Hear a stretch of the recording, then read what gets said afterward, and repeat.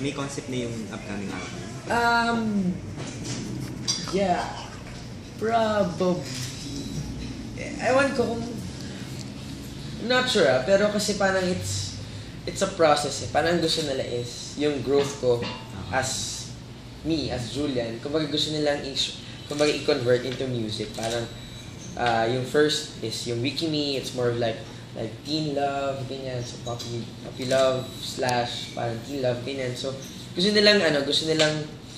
gusto parang storytelling din kasi siya na parang what's next after being in love, being like this cutie in love. So ano bang next yan? Broken heart ba? So we'll be going ba to like ballad songs or so may ganong story. So kahit ako hindi ko pa din alam yung mga pwedeng mangyari. So, pero kung if it were up to you, anong gusto mong maging kalabasan ng concept ng album? Gusto ko siya maging like every song has story. Parang personal story like merong touch of personal ko na this song is more of like feel good lang kasi ito yung mga time na yung may ganun, yung merong backstory. Ito yung mga time na sobrang chill lang, ganyan. This one naman is I got broken heart o parang mga ganun. So gusto ko may story every song. Parang hindi lang siya the song itself like the melody kundi yung the backstory of the song. Wala yung genre, yung pinaka gusto mong i-hit? Wiki. It's hip-hop? It's more of like parang ganun po hip-hop. Ito kasi parang parang fusion siya Parang ang tawag kasi dito sa Wiki Me, yung genre niya is trap music. So parang medyo house na medyo like hip-hop, medyo pop yung medyo so ganun halo-halo yung genre niya. So, yeah. Pero gusto ko mag-try mag-balance soonest. Wala ka namang restrictions to record a Tagalog song now that you're being marketed Asian? Wala naman pong restrictions. I mean, what do you mean? Na bawal na mag-Tagalog? Oo, mas focus ka ngayon sa syempre English na song kaysa sa Tagalog songs. Wala namang restrictions, pero kumaga mas gusto siguro nilang universal. Yung song, mas universal yung... Ewan ko, pero gusto nga rin nila yung actually sobrang fan sila like with the Korean people. Sobrang gusto nila yung mga theme songs ng yung mga telenovela, yung mga teleserye. So parang they wanna try, gusto rin nila mag-compose ng like a Tagalog song na compose by a Korean. Kasi gano'n naman actually yung Wiki was Korean muna siya tapos ginawa siyang English kumbaga translate lang siya sa English. Kasi wala namang restrictions. Dito ka nag-Valentine's? Nasa Manila ka na hindi? Yes, nasa Manila na. How was your Valentine's? Yeah, it was pretty just a plain, simple day. It was just parang Saturday lang, gano'n. Saturday yan, di ba? Just another Saturday. Just another Saturday. So hindi wala kang romantic date? Wala. Really? By choice? By choice. Yeah, by choice. Kasi medyo pagod pa ako ng time na yun. And if I do have a choice, like a romantic date, parang to be lame. So, pagod Parang sobrang mas gustuhin ko na lang magpahinga. Okay. Wala po. Proud to say. Kailan ka last relationship? Oh, yan. What? Kailan ka last may Hindi pa nga nakapag-relation. I want to try it. Gusto ko yung face niya. Hindi mo ka ng new For real yan? How young are you? 17 po. Yeah, I'm just 17. Diyos ko, si Nicole nga, 13 pa. I'm just 17. Talaga?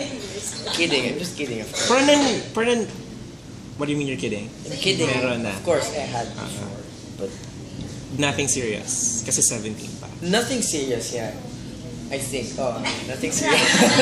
Nothing serious. I think. Kasi you're singing love songs. You're singing pop songs. Sabi mo nga kanina gusto mo ng story, falling in love, broken-hearted songs. So paano yun? Kailangan. Yeah, I had before, of course. I must admit naman. I want to be more real. Ayoko yung cliche na, work lang muna ako, school lang ako. Huwag tayo doon. I had before, pero yun, it's nothing serious. How long ago? Just last week. A few months back, I think. Kumusta si Crush? What? Si Kate. Sino si Kay? Si Crystal. Si Tal, very fine naman. Saan mo nakuha ang key? Sa Instagram niya? No, si Crystal. Alam ko sila eh. Kinakode lang niya. Hey. Talaga? Akala ko ba endearment pala yung K. Sino bang K pa ba? Sinabi ko, di ba? Siya nagsabi. Sino bang K? Stan. Okay naman. We're both very fine. Nagkamustahan lang kami nung pagbalik ko. Anong message niya for you when you went to Korea and you went back from Korea? Kasi sobrang siya, K-pop fan si Crystal. So parang, birthday gift sa kanya yun. so medyo nag-blend in as in, ngayon nagkakasunod tayo, parang alam ko na yung language na sinasabi niya, kaya ka pala ganito sa fan ni ganito, ni ganyan. So, yun naman, syempre na-excite siya for me kasi nga, yung dream niya din daw, sana kasama ko na siya next time. Sabi niya, sana kasama na ako next time dahil pagpunta ng Korea. So, stuff like that. Sana siya nilang sinama mo sa music video. Sino nga pala yung girl? Oo, sino yung girl? Kaya nga alam, star mo. Tawag namin, friend. Oo, yung sana i-play na natin yun. Si artist kasi siya, si Derek Albert kasi, meron na siyang like talent agency, like talent company. It's called Grand Lorraine. Tapos isa sa mga artists, si Dran Ray. So, yeah, it's saya naman. Dran Ray? Dran Ray. Dran Ray. Ano ba screen name ni Dran Ray? Ewan ko, Daniel or Dran Ray. Ano pala type mo sa girls? I like much older girls than me. OMG. Oh my God. Bakit? Why do you prefer someone older than you? Ewan ko, I totally believe that parang parang I was born 30s, 40s, parang ganun. Alam mo yung parang old soul, na parang mas yung type of music ko is more of like this. Hindi man I don't listen to Sinatra, pero yung mga type of, yung vibe lang. Mas chill, hindi ako masyadong maingay yung type of music ko. So parang, yun, tas mas nakakasundo ko sila. Mas nakakasundo ko yung vibe. Hindi ako yung more of like sweet talks. Seryoso parang hindi ako din mas more like intellectual talks. Like, wow, what's your call for this? Anong stand mo dito sa ganitong to? Mas na-attract ako sa ganito. So what's the greatest contribution of your country to the world? Older than me, yeah. How old is she? Was she? Is she? Yeah. What's What's na kasi tapos na 18.